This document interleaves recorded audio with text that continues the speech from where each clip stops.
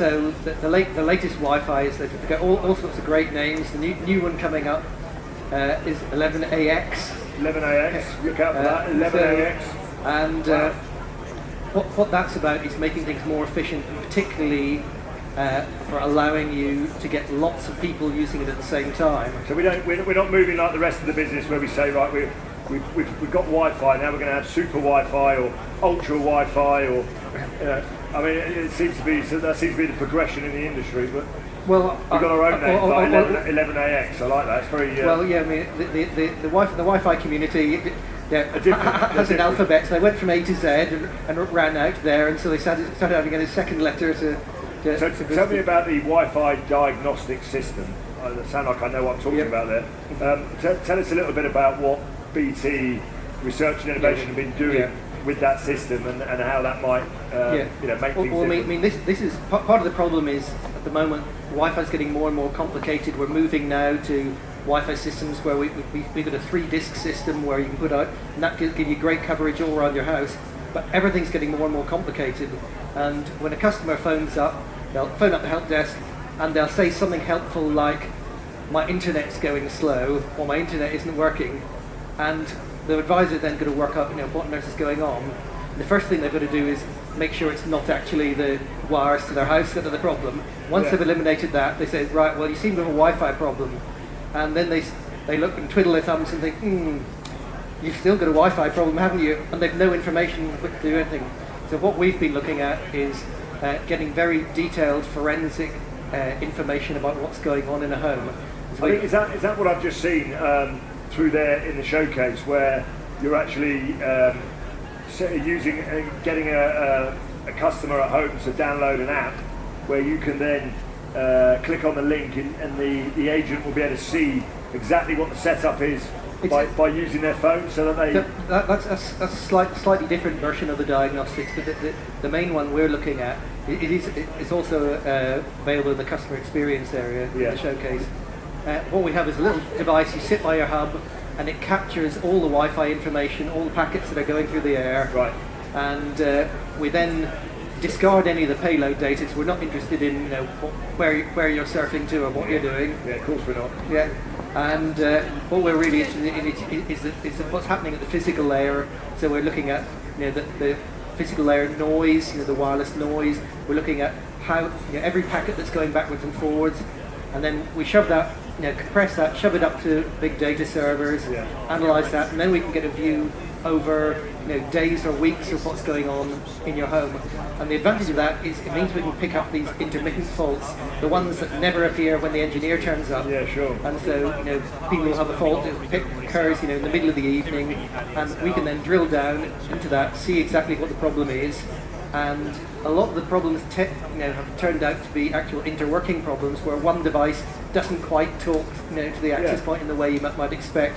There's a lot of diversity in the Wi-Fi space, and picking that up is tricky. The one thing that I thought was quite interesting in the hub there was just being able to download the software where people can use their phones to show the agent that they're talking to what the setup is with the Wi-Fi, so that you can avoid the issue of having to get an engineer called out to your house so they can fix the problem using your phone. Absolutely. I mean, this is proof of concept stuff at the moment. The idea here is that we want to get to the position where either the people can see it for themselves, where we can get a nice graphical thing that's dumbed down enough for the customers to understand, or if that's not possible, then to be able to provide the advisors who have a rather more better understanding of what's going on, give them a view where you can see, well, actually, no, you don't have a neighbour interference problem. What the problem is, it's wee Johnny in the back bedroom who's right on the edge of coverage, and every time he starts downloading YouTube, your web connection drops out. Sure. So, and we can say, right, well, the problem is you need to put in another disc in the towards the back of the house to cover that area. Or we can rule things like that out and say, actually, it is your neighbours that are the problem. They're spending all their time upgrading their operating systems, filling all the air. You need to move off to another channel or another band entirely, move from 2.4 gigahertz up to 5, that sort of thing. You touched on it earlier, but by capturing all this data that you're capturing, or the end user is allowing you to capture, is there not any concerns over privacy issues on data? And I mean, there has to be a huge amount of trust between the end user and yourselves, or BT. Well, absolutely. I mean, as the operator, though, we already see all the data that people pass. It all goes through our network. So everything you're surfing goes through our network. Right. So you have to trust us in the first place. But we have taken a lot of care with this, because we're picking up not just traffic in your network, but traffic of all neighbouring. So first thing we do is we dump all the payload data, so we've no actual content.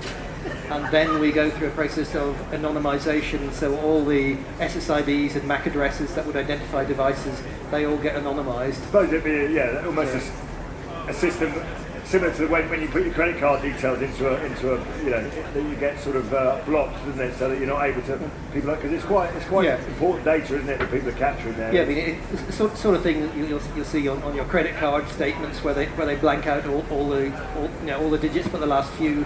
We go to more extremes than that, and basically change them all. The only thing we'll retain is information about what the I'm all right. Obviously, there's a lot of people out there looking very reassured. In-house movies, got it. No problem.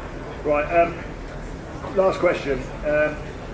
How are you going to be able to scale this up to help our customers? How are we going to be able to scale it up? And do we have the tools necessary to really make that happen? Because clearly, the acquisition of EE and all the other things, we've got an enormous coverage area now.